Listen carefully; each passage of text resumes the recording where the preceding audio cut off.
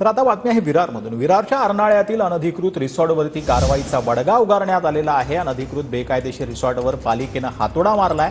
विरारच्या रिसॉर्टमध्ये झालेल्या मारहाणीमध्ये मिलिंद मोरेंचा मृत्यू झालेला होता।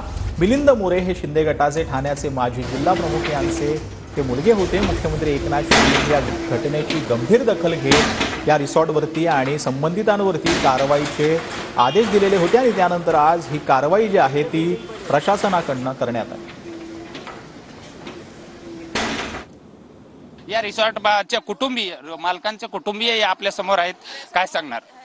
मी काय सांगते, तुम्ही आता लाडकी बहीण हे जर काढले आहे, मग आता आम्ही लाडकी बहीण म्हणून तुम्ही आम्ही डोळ्यातून हसू येतात आमचे। तुम्ही लाडकी बहीण काय करणार? उपयोग काय तुमचा? उपयोग नाही मिळत। आज आम्ही एवढे मुलं घेऊन इकडे हे करतात, लढतात, पडतात, एवढे जातात पुढे। आमचं रेशन असून एवढे 5 करोड रुपयाचं रेशन असून तुम्ही आम्हाला हातमध्ये ना घालत, मग हे कसं काय करणार? लाडकी बहीण करून तुमचा फायदा नाही मिळत। आमची चुकी नसताना आमच्यावर हा अन्याय झालाय। आम्हाला न्याय पाहिजे।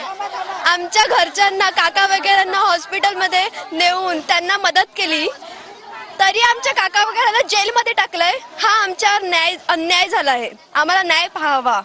व्हिडिओ जर्नलिस्ट रोहनसह विजय गायकवाड, TV9 मराठी, विरार।